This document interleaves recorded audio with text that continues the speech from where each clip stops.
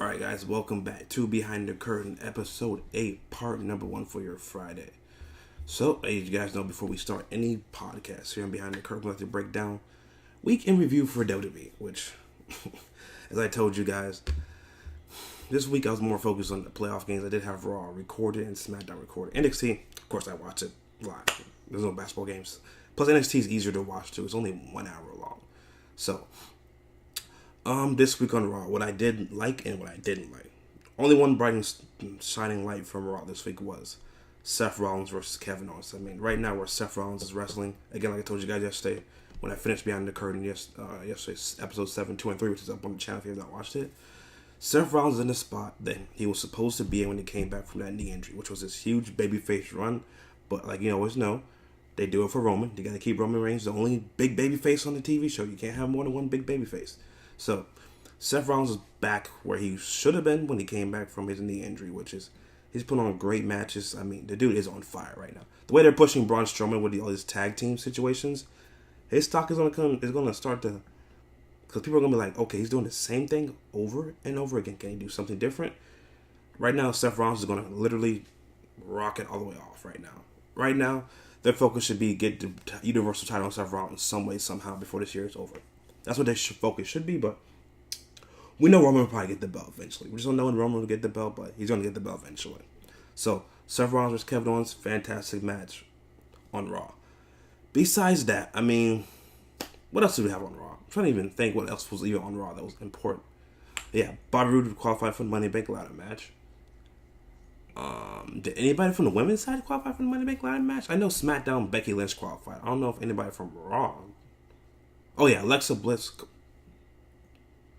Thank you. My echo dot's about to go off. Bliss qualified for the Money in the Bank ladder match. She beat Mickie James and Bayley, which I was surprised Bayley didn't qualify because I had a perfect storyline, which you would have had Bayley qualify for the Money in the Bank ladder match. Bayley's about to win the briefcase. Here comes Sasha. She pushes her off the ladder. That sets up their match for SummerSlam. But I guess WWE's not going to do that.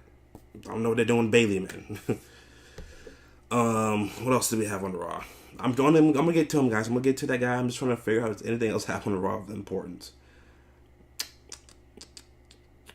Well, I think that's it. Besides Seth Rollins, Bliss qualified for the Money in the Bank ladder match. Bobby Roode qualified for the Money in the Bank ladder match. I think that's the only big thing we had besides, okay, let's get to Roman Reigns.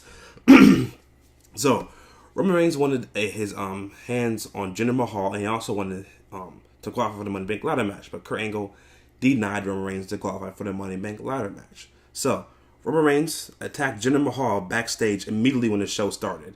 Then when Jinder was going to qualify for the Money in the Bank ladder match, he was supposed to face Bobby Lashley. And it was Bobby Lashley and Elias. And it was going to be Jinder Mahal. But Jinder Mahal got injured, so Kevin Owens qualified for the Money in the Bank ladder match.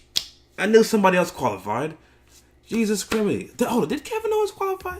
Hold on, let me pull up right quick, guys, because this is going to drive me insane if I don't know who else qualified for the Money in the Bank ladder match. It's going to drive me insane. Hold on, I got to pull up. It's going to drive me insane. Who else qualified for the Money in the Bank ladder match? It's going to drive me insane. Did Kevin Owens qualify, or am I just going crazy, people? Hold on, I gotta find it. Hold on, people. I gotta see who's qualified. It's going to drive me freaking insane if I don't figure out who else qualified for the Bank ladder match. And then WWE does not even have it up here on the website. Who from Raw? No. So, I don't know why they don't have it like up here. Your pay-per-view is Money in the Bank. You should have to be on your front and center, not about this European freaking tour. All right, let's see who's qualified. This is gonna drive me insane if I don't know who's qualified for this Money in the Bank ladder match.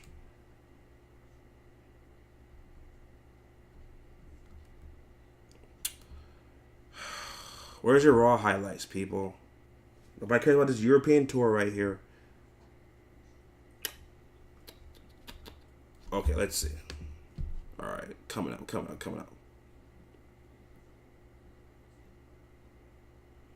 Okay, what happened? What else happened? So Bobby Roode, hold up. Bobby Roode qualified. Who else qualified? Yeah, Kevin Owens. I knew I was right. So this guy had 2 matches on Raw. So Kevin Owens lost to Seth Rollins, and then Kevin Owens qualified for the Money in the Bank ladder match. I knew I was right. All right, so Kevin Owens qualified, Bobby Roode qualified, and Bliss qualified. Damn, Kevin Owens did some MVP type work on Raw. So Kevin Owens qualified for Money in the Bank ladder match. Okay, so that's why Jinder Mahal was not able to wrestle, because Roman Reigns, who's supposed to be a face, acted like a heel by injuring a heel. So, anyways, I'm not surprised they're doing. I told you guys they're going to do Roman versus Jinder Mahal. Again, because if that storyline is true, where they're trying to push him like Daniel Bryan, this is not helping him by attacking Jinder Mahal backstage. That's not helping people cheer for Roman Reigns. It's not. So, I guess he's going to be facing Jinder Mahal at Money in the Bank, which is going to be totally booed. Again, they're in Chicago. Chicago's going to boo Roman Reigns regardless. So, him facing Jinder Mahal, watch Jinder Mahal get this massive cheer when he wrestles Roman Reigns in Chicago. But, I guess they're going to have Roman versus Jinder. It'll probably be what? Listen, if they want people to cheer for Roman Reigns, make it a street fight. Go all the way to the wall. Have them spear him through tables or stuff like that. If you want him to get cheered, make it a street fight. But it'll probably be a singles match at this point. But I'd make Roman versus Jinder a street fight. Okay? Now, towards to the SmackDown side. SmackDown was a little bit better. I was able to get through SmackDown. Again, Becky Lynch qualifies for the Women's Money in the Bank ladder match. Next week will be Samoa Joe versus Big Cass, which I think Samoa Joe will qualify for the Money in the Bank ladder match. Shinsuke Nakamura beat AJ Styles. So Nakamura now would choose their match at Money in the Bank, which I'm praying will be an Iron Man match. Again, guys, I laid it out for you guys yesterday. There's enough time to make this Iron Man match. Because, again, there's only going to be 5 matches. So you have your women's Money in the Bank ladder match, which will probably get like 15 to 20 minutes. Your men's will probably get 30 minutes. You have Ronda versus Nia Jax. Will probably go no longer than 10 minutes. It'll go longer than 10 minutes. And then you have Asuka versus Carmella, which Asuka versus Carmella was made official on SmackDown, which will probably go no longer than maybe 15 minutes, okay? And then you have Roman versus Jinder, which will probably go, 15 to 20 minutes? That's about 1 hour and 30 minutes. You still have almost full hour and a half. You can make an Iron Man match, which I hope they'll make it, but I feel like they'll probably make it a street fight or a Falls Count Anywhere or something like that, which... they could probably have a great Falls Count Anywhere match, but I'd rather have them be wrestling in the ring. Wrestling in the ring should be the be-all, end-all. They should not be having no Falls Count Anywhere match, okay? Nakamura versus AJ could have a great Iron Man match, which could be amazing. It should be one of the greatest matches that you probably have in a company. If you let them go balls to the wall in the Iron Man match, I hope it'll be. Siama's debut, he beat a local jobber. He looked pretty good. Anyways, I agree with some people who are just saying Siama should be wrestling great workers, not wrestling no jobbers. Siama's got over NXT because he was a great worker with a great manager, which I think, for example, you could have put Siama out there against Ty Dillinger, who's not being used. They could have had a great match. Ty Dillinger versus Siamas. That could be a great little feud. But I expect Siamas he'll be winning more matches, and he'll probably face Jeff Hardy at Extreme Rules, which I think will be Siamas' first title, which will be the U.S. title, which, it could work for him. What else happened on SmackDown? Anybody from SmackDown qualify for the big ladder match besides Becky Lynch? I'm trying to think. I think she was the only person who qualified on SmackDown this week. I think I'm right. Let me just double check again. I think that was the only thing that happened that Becky Lynch qualified. I don't think anybody else qualified for Money in the Bank ladder match on SmackDown side. Let's just double check, guys, real quick. Oh, first of the bat, why is Lana versus Billie Kay next week happening for a qualifier match? They should give this to Peyton Royce, man. But Peyton Royce already had a shot because she lost to Charlotte. My poor Peyton Royce. Yeah, that's the only thing that happened that qualified was Becky Lynch. So next week will be Joe versus Big Cass, which Joe should qualify. Should be no sweat off our back, people. No sweat off our back. As far as NXT, Tommaso Ciampa is a freaking beast. I know I always say Samoa Joe's the best heel in the company, but this dude, Tommaso Ciampa, is really, really, really, really good. I'm thoroughly enjoying Tommaso Ciampa's heel run, which, it's simple. It's simple booking. It's not nothing hard booking. It's very simple. Back in the day, for example, let's just say, you took out somebody's husband or you took out somebody's manager. For example, the following week on Raw or SmackDown, you come out and you confront that person, right? Here on Raw or SmackDown, if somebody gets injured, they just totally forget about it. Next 2 weeks, then they'll come out. Triple H is very smart at what he does, man. I mean, it's very simple booking, nothing hard. Velveteen Dream versus Ricochet, great match they had. Yeah, I also heard that one of my friends, he went to a house show they had out here in Winter Haven last week. It was Aleister Black versus, I forgot who was Aleister Black against. It was Aleister Black versus Velveteen Dream. They won a 4-hour. Velveteen Dream versus Aleister Black. They won a 4-hour wrestling match. A 4-hour. Yeah, Vince McMahon can't book a 3-hour show. Okay, they went a 4-hour. But NXT was great this week. Great this week. Barely enjoy it. Again, NXT is only 1 hour. It's only 1 hour, people. It's not that hard to get through. So that's our little intro, guys, for Behind the Curtain episode 8, part 1. Okay, we'll be back after the break. We're gonna be discussing SmackDown could be moving to 3 hours when they reach a new TV deal. God, could you imagine that, guys? 3-hour pay-per-view on Sunday, 3-hour Raw on Monday, and then 3-hour Raw on SmackDown. That'll be 9 hours of wrestling. So we'll talk about that. SmackDown potentially could be moving 3 hours, whichever TV deal they get. Roman Reigns says, heel turn doesn't matter. I'm already heel, aren't I? We'll get into that, what he talked about. Then we also will get into Enzo Amore's cleared from his legal rape charges. Will Enzo come back to the company, or could Enzo go to TNA? We'll talk about that. And then also we'll get into Road Dogg on negative feedback about how he's booked Nakamura versus AJ, which that's going to be our lead story for this episode 8. So take a quick break here, guys. I'll be right back for episode 8, part 1.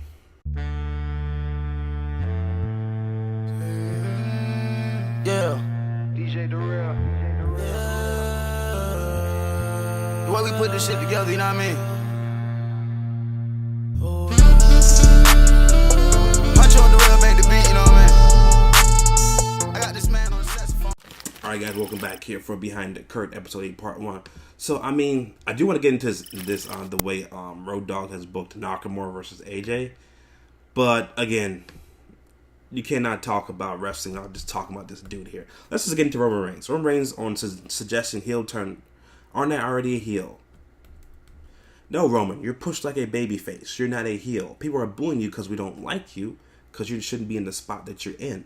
For example, I always tell you guys, right now, the hottest guy in the company, even though AJ's great at what he does, is Seth Rollins.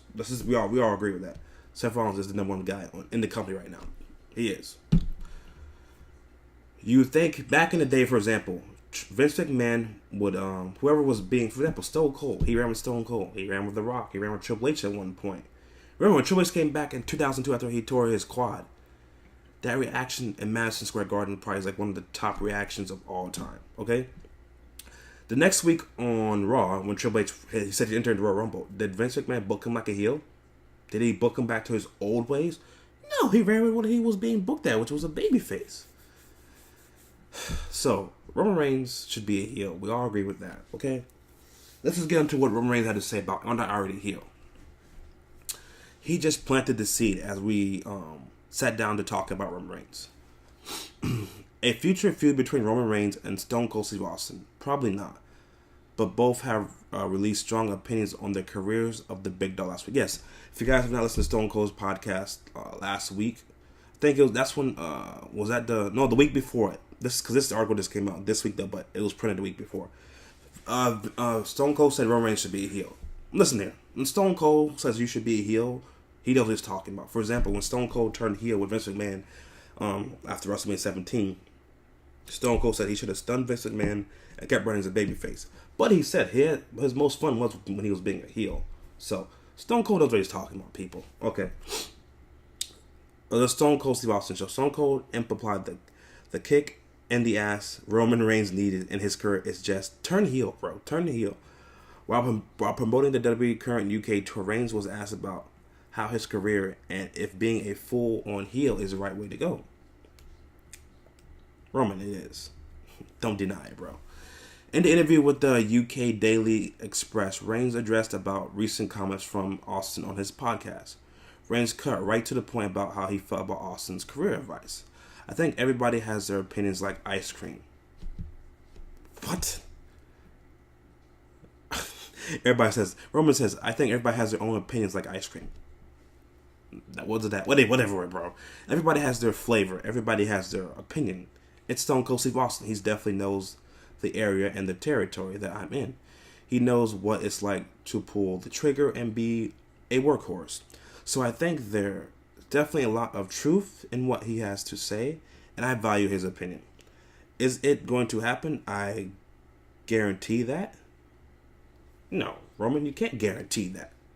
You can't say I guarantee that. Because, for example, when John Cena first came to the company, he was a heel. After that, he was a babyface for 15 years. I mean, he was babyface for 14 years because he had been in the company for 15 years, but he came in the first year, he was a heel. So he's been a babyface for 14 years. You can't. Everybody says Cena should turn heel. How are we going to guarantee that Vince is even going to turn you heel, bro? At this rate, you might be a babyface for the rest of your freaking career. But you can't guarantee you're going to be heel, Roman. Okay. It's one of those situations where you kind of got to take it week by week and just understand the role. I definitely think there's a lot of great truth. So, coming from Deadpool, I definitely think there's a lot of great truth to what he's talking, and his knowledge, and he knows the knowledge that he knows in the game. But Stone Cold is not my boss. Well, damn, he should be your boss. Reigns continued. It's a weird question because aren't I already a heel? If I garner the reaction, what's the point? If it's already happening, if I'm already being booed, why try and get booed? I think right now I'm in a cool situation and kind of a little bit different than everybody because the only person that really is in my shoes before was John Cena. But Cena is Cena, nothing like him. I've never been like him. I think I'm in a good place to kind of do what I want to do with the character and not necessarily just be a heel or a babyface. I feel like my character can be so much more than that. Oh, man, this guy. Okay, I'm going to take a quote from JD from NY206, which, again, he's a great YouTuber. He does great wrestling content. He said one of the things which I think is really true. I don't know. At this point, I believe what JD said was true. I think Roman Reigns is just one of those guys who's in the back, who's just going along for the ride. He enjoys his paycheck. He enjoys traveling. He enjoys what he's doing. Enjoys getting paid handsomely. Back in the day, if you're in Roman Reigns' shoes, for example, let's go back to that. Not even Attitude. How about we just go to Ruthless Aggression Era, which everybody thinks they like, which was the Brock Lesnar, your Kurt Angle, your Rey Mysterio, your Goldberg, your Triple H, your Shawn Michaels, who else was back then? Randy Orton, Batista, Evolution Faction, Eddie Guerrero's on top of his game, JBL's on top of the game. Let's just go back with them. Let's just say Eddie Guerrero's and no, how about this? Let's just say Brock Lesnar, who you could say was the biggest draw in the company back then at that time, Ruthless Aggression Era. Do you think Brock would have not said something the way Roman Reigns is being pushed? Really great, ESPN. But I'm saying, do you think Brock Lesnar would have not said anything? He would have said something, right? I think Roman Reigns is just going along for the ride. He enjoys what he's doing. He enjoys getting paid. And he enjoys being in the top spot. I don't think he really cares about the way his career is going because he enjoys what he's getting paid. It's a damn shame. Because there's no dang way I could come out to every single Raw or every single pay-per-view and get booed the way I do and I'm supposed to be a babyface and just play along with it. For example, I can guarantee Samoa Joe probably was disgusted at the match they had at Backlash. And people saying, beat the traffic. Samoa Joe's a great worker. You think anybody's ever told Samoa Joe, hey, Joe, let's beat the traffic. Your match sucks. I bet you that's probably the first time Samoa Joe's been told, beat the traffic. Your match sucks, bro. Like, Roman, do you not want to be cheered? Do you not want to get a reaction that you think you rightfully deserve? I mean, shoot. Again, if he enjoys just being paid, enjoys just being the spot he's in, and just says, screw it, I don't care about you fans, I enjoy getting my check, it's going to show. It's going to show. Because I guarantee if this dude made it WrestleMania 35 in New York City, I'm done with this dude. I'm done with this dude. I've been done with this dude, but this is just... I don't know what else you want me to say anymore, man. This dude is just enjoying the ride. He doesn't care about the way he's being booked. He just enjoyed being along for the ride, which at this point, Roman, that's how you feel, bro. That's how you feel. But we'll see what they do with Roman Reigns. Anyways, let's get back to what we got here, people. Let's get to the SmackDown news. Okay, as you guys know, SmackDown was, I think it came out Wednesday, about SmackDown not being renewed by Universal. that they're going to have to find another company, okay? But USA Network will keep Raw. They said, SmackDown, you gotta go, bro. You gotta go. We don't want to renew your contract. You gotta go. You gotta go. You gotta go to another network. Okay, let's just get into this. WWE has had a banner week. Yesterday, news broke that the pro wrestling company was zeroing in on a new TV deal that would pay them upwards of $400 million a year for the rights to broadcast Monday Night Raw. Which $400 million just to broadcast Monday Night Raw. That is okay, guys. Welcome. Okay, I had to cut out some stuff because somebody interrupted me during recording. So okay, back to it. Okay, so SmackDown. I mean, again, we said SmackDown is going to be dropped from USA Network. Raw is going to be getting $400 million just produced Raw on the USA Network. So let's get right back into the article, people. Okay. Okay. Analysts are projecting what WWE potential new TV deal means for SmackDown and who may be in the race to land the rights for Tuesday Night Series. A new report from where are you at, bro? A new report from Valerie's Christopher Tepley has some interesting tidbits about the WWE's big day. Okay, for example, if you guys are into stock, which I'm into stock, I bought some stock, decided to buy some stock last week, okay? So, for example, WWE was at $42 a share last week. With the news of them, for example, having a new TV deal for USA Network, their stock jumped to $6 yesterday. It went to $50 yesterday, which is just crazy. So yesterday they had a big deal with the stock. So let's get back into it. The big day on the stock market and a negotiation table for the new TV deal is a story focused on how SmackDown brand is now becoming a huge asset for WWE in the latest rounds of media rights talks. We think SmackDown is due for a big raise as well, and a likely still valued as a bargain for several players. Reportedly, interest, said Eric Ketz, senior analyst for Wells Fargo's front-running contenders for SmackDown rights include Fox, which I think is probably going to be the number one person right now. Facebook, which I don't see SmackDown being a Facebook Live show. There'll be no way in heck for SmackDown unless SmackDown be a Facebook Live show. Amazon, which I know Amazon has some streaming rights, but again, don't think they'll be in the running. Okay, so right now, Fox is the only competitor right now that I truly believe. With recent news that Fox will be sharing Ultimate Fighter Championship, which is UFC rights with ESPN, a few holes could open up in the scheduling that would present a great fit for WWE programming. One opinion open to SmackDown is moving from a 2-hour show to a 3-hour format. No. Raw, that would obviously and inflate. Oh God, why didn't I use these words? Inflate the show advertising potential, which might even be lucrative for suitors. The smaller 2-hour bit is more appealing to the fans. Yes, 2 hours is more appealing to us because that's get over with it. But a deeper breath would allow the brand to tell more storytelling, spotlight to include some of its unutilized talents. Bullcrap. Because remember when Raw moved to 3 hours, we were like, oh my God, it's going to give people like Cesaro, people like Dolph Ziggler, or people like, who was back then that was not being used? Cody Rhodes, like Damian Sandow. It's going to give them more time to be future Raw, so they have more time to have better matches. No, all it was just more, it's really just more advertising for WWE. That's all it was. Was more advertising for WWE. That's all the 3-hour format pushed. That's it. Okay, on US talents. There's a scenario where the WWE runs for example, if this happens, there's a scenario where WWE runs a 5-hour pay-per-view, which was like Greatest Royal Rumble or your WrestleMania, or for example, let's just say your SmackDown. I mean, not your SmackDown, but SummerSlam. It's a 5-hour pay-per-view on Sunday night, followed by a 3-hour Raw, and then followed by a 3-hour SmackDown. Who's ready for that? That's what he answered. Who's ready for that? No, I'm not ready for that. Vince, for example, there's talks about if WWE does go to Fox, they'll be on Fox Sports 1. For example, you guys out here, okay, I'm making sure it was that. Okay, for example, for you guys out here, I have Spectrum Cable. Fox Sports 1 you have to pay for it's like your premium channels. Remember, like your let's for example, like your NBA TV or your NFL Network, where you have to pay to get those channels.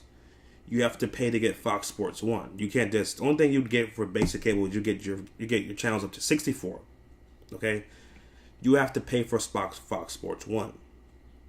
Not everybody has the money to pay for premium channels. I mean, you know what I'm saying? For example, if you just wanted to pay for Fox Sports 1, it'd be $10 a month that you have to pay, which I mean you're already paying for the network for $10, right? I mean, would you want to go ahead and pay another $10 to watch SmackDown? You know what I'm saying? Would you not just want to watch the WWE top 10 moments from SmackDown?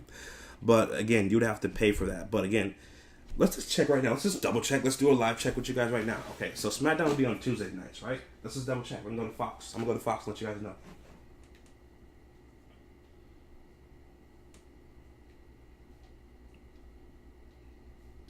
Let's just see what's even on Fox. So SmackDown comes on at 8 o'clock, right? Let's just see what's on at 8 o'clock.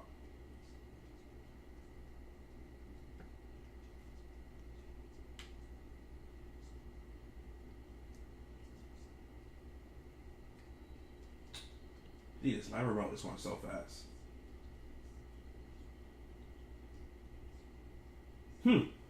Alright, so look. So they actually are open. So right now on Tuesday nights here, you have 7 o'clock, you have your access, and then 7:30 you have your TMZ. So after that, Fox is showing Hancock with the movie with Will Smith. So they actually are open from 8 to 10 o'clock. After 10 o'clock is your Fox 13 News. So that time slot is actually open, which, I mean, shoot. Tell me right now, SmackDown goes to Fox. That'd be amazing. So that time slot actually is open from Tuesday nights from 8 to 10. And then you go to your 10 o'clock news. But again, you would have no overrun right, which again, on USA Network, SmackDown didn't have they have no overrun time anyway, so they don't. So right now, to me, if it's me really just thinking what I think it is, Fox will get SmackDown. Is this how much Vince is willing to let them pay for it? Which I think Vince will let them go. But imagine that. SmackDown's on Fox. I think that would be amazing, man. Again, because it's always, you need some change-up scenery. Because USA Network, I mean, come on. Everybody's tired of USA Network. I'm tired of USA Network. But SmackDown, to me, would be the front runner to be landed by Fox. I mean, if it's just me besides Fox, I mean, what else is there left, is there? I mean, you're not going to go back to Sci-Fi Network. You're not going to go to the Spike TV. So I think best is let Fox take it. Because I know everybody's talking about, oh, well, you have the network. Why don't you just put SmackDown on the network? You could, but I think Vince will let it go to Fox. So, in my opinion, Fox will get SmackDown. So, we got 2 more topics to talk about here for part 1. Let's get into Enzo Amore. So, we all know there's something that happened to Enzo Amore. So, the reason why Enzo Amore got released by WWE was he lied to the company about the rape situation that was. It's falsely charged, but he didn't tell them that, hey, let you guys know there might be this potential rape case that, you know, might get brought up in the near future to let you guys know. So the reason why Enzo got fired because, again, he did not let the company know about this rape situation. And they found out the way everybody else found out on social media. So him not telling his employer, which led to him being fired, which already led to him not having a good stay in the company because the company had already had enough of him, but they were just waiting for something to be like, your third strike and you're out. Okay? How's he doing? Yesterday, May 16, was a big day for former WWE wrestler Enzo Amore. In a post yesterday, Amore released a statement throughout his lawyer stating no charges will be filed against him in the case dating back to October of 2017, where the ex-cruiserweight champion, still amazing that he was the cruiserweight champion, man, was accused of rape. Since his release from WWE after the news broke of investigation emerged, Amore was radio silent on all social media platforms following the release of his statement yesterday. Enzo took to social media in an Instagram story which was included his letter from Twitter and a brief clip of Amore visiting a hospital. And a small clip of Enzo showed a new look. His beard nice and trimmed now. Yeah, looks pretty good now. Alright, let's just get to it. So Enzo Amore was cleared of all charges about the rape situation. Now that Enzo Amore is released from the company and cleared from all the charges, will Enzo Amore go back to WWE? That's a great question. I mean, would I take Enzo back? For example, is what would you do with Enzo? Enzo's a great talker, okay? I don't think he's a great wrestler. What I would do, this is just me. I don't think the company was going to bring back Enzo Amore anyways. But I'm saying, but if you wanted to bring back Enzo Amore, he could have been fit for SmackDown GM. But again, I think Paige, you need to do something with Paige. So, it is what it is. I don't think, you know what? I would not mind seeing Enzo being a commentator. Maybe Choice brings Enzo Amore in for a commentary role, or, you know what I'm saying, something like that. That'd be pretty cool. Enzo be on commentary. I think he could do great commentary. The Skywalker Smack Talker. Here comes Daniel Bryan. I mean, something like that. Enzo being back as a commentator. I would not mind seeing something like that for Enzo Amore. Okay? Alright. Save the best for last, because this is what I'm more focused on right now. Okay? Road Dogg on negative feedback about AJ Styles and Shinsuke Nakamura feud. WWE SmackDown Live creative team member Road Dogg has reacted to fans who were critical of the company's booking of several AJ Styles vs Shinsuke Nakamura matches in a short period of time. You're a fan since 2011. Thanks for being a fan, but I need my job, dude. I appreciate you not trying to get me fired. But if you need to try, okay. It ain't easy, but I try to rise above it. Getting to me sometimes, though, for sure. I'm only a human. Okay, so this is what the fan tweeted at Road Dogg. So, tonight we're getting AJ Styles vs Shinsuke Nakamura. And we're going to get it again at Money in the Bank. Ed W. Road Dogg. This match is not Barcelona versus Madrid. To repeat it again and again, stop your bleep. Leave WWE at least respect the viewers in attendance. You're a fan since 2011. Thanks for being a fan. But again, Road Dogg tweet over. He already said it. You already got that tweet. Whatever. Dog, I have to get to hand it to you, dude. How do you put up with this bull on a daily basis? And Road Dogg said, I'm human. No, this. Okay. This is what I was thinking. Like I told you guys. When they turned Nakamura heel, they did not have the greatest Royal Rumble. Let's just say the greatest Royal Rumble didn't take place. X that out the way. You got at what you got from the greatest Royal Rumble at Backlash. You'd be like, okay. That's the real issue here, though, is that the greatest Royal Rumble took place, which took away a match that didn't even need to have AJ versus Nakamura. For example, on that show, you could have put AJ versus Nakamura in the greatest Royal Rumble match. That's what I would have done personally. That way, what you had to take place at the greatest Royal Rumble with that count up, you could have happened to take place at Backlash. You'd be like, okay. Then you move forward. You move forward to, which is the next pay-per-view, which is what? Money in the Bank, right? So Money in the Bank. Say, for example, they had that stupid finish they had at Backlash. I think people would have taken it more like, okay, you know what I'm saying? And then you go to Extreme Rules, you have your Iron Man match. That's what you could have done. But them having all these matches, again, makes no sense. It makes no sense. But Nakamura needs to win. Okay? Again, like I said, Nakamura needs to win at Money in the Bank. Because Nakamura does not win, what do you do with Nakamura? Kind of see where I'm coming from, people? But in my heart to hearts, I think Nakamura's going to lose to AJ Styles. And then the problem with that would be is, what do you do with Nakamura? I hate this with a passion. I hate people who lose their major opportunities at WWE titles, or let's say Universal title, whatever. Say you lose both of those. They immediately bombard them down to the US IC title match. Like they get that match out of nowhere. No, that doesn't work that way, people. If you lose, say for example, if Nakamura loses to AJ Styles, he should not feud with Jeff Hardy. No. For example, this is me, the perfect person for Nakamura to feud with. Say, for example, he does lose to AJ Styles. You need somebody for Nakamura to feud with. I was going to say Daniel Bryan, but no. Have Nakamura feud with Randy Orton. I think that would be a perfect feud. Nakamura versus Randy Orton feud at SummerSlam. Book it, Road Dogg. Book it. Nakamura versus Randy Orton, think would be a great match. Then you work your way by building Nakamura back up. And then maybe Nakamura's ready for a huge push down the line for a U.S. title run. Then you can give Nakamura the U.S. title. But he should not immediately get a shot at the U.S. title. No. Have Nakamura feud to Randy Orton. Okay? So, that's all the topics for today, guys, for Behind the Curtain, episode 8, part 1. I'm going to go ahead and try to render this quickly as I can and upload it before I go to work, okay? Catch you guys tomorrow for some more videos, and also Behind the Curtain, episode 8, part number 2.